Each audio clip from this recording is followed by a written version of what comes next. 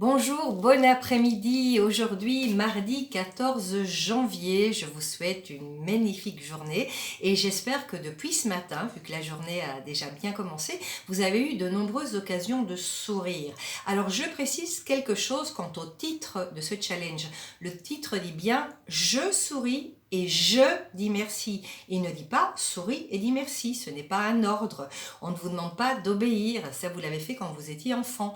Maintenant, ce qu'on vous demande, c'est au lieu d'obéir, d'expérimenter. Donc, je décide moi-même de sourire plus souvent. Donc, je souris et je dis merci plus souvent. Donc, c'est vraiment de l'expérience. Et c'est ça ce que vous allez faire. Vous allez expérimenter ce qui se passe dans votre vie quand vous souriez plus souvent. Alors, pour sourire plus souvent, vous avez déjà quelques techniques. Vous pouvez utiliser le crayon, l'élément déclencheur, avoir recours à votre liste à sourire. Et j'en profite pour dire merci aux copines et aux copains qui m'envoient leurs vidéos préférées, leurs films préférés, qui prêtent à sourire. Vous pouvez également découvrir de nouveaux déclencheurs. J'ai par exemple une amie musicienne qui me dit, tu sais, moi dès que je joue de la clarinette, je suis heureuse parce que la position de la bouche sur la clarinette fait que l'on sourit.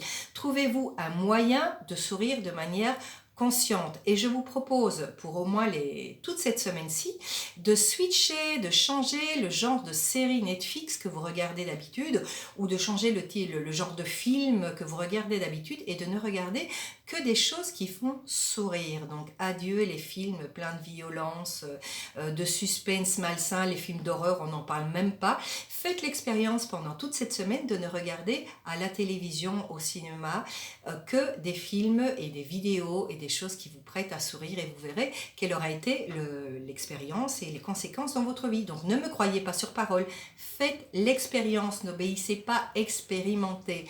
Et pour ce qui est de la gratitude, nous sommes le 14 janvier, donc dans un mois c'est le 14 février, absolument, la Saint-Valentin.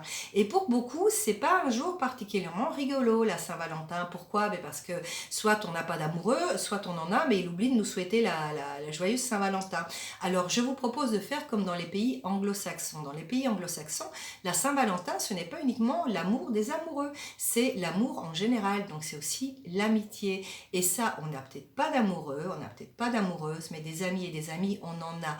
Alors dans votre liste à gratitude ce soir, vous savez, minimum 3 petites choses, ou grandes d'ailleurs, pour lesquelles on dit merci avant d'aller se coucher, je vais vous demander d'y mettre également le prénom d'un ami ou d'une amie en particulier. Merci d'avoir cet ami ou cette amie dans ma vie, car grâce à lui, grâce à elle, ma vie est bien plus jolie, ma vie est bien plus sympathique. Voilà, je vous dis à demain, et d'ici demain, souriez, souriez, souriez, et souriez encore, et dites merci, dites merci, dites merci.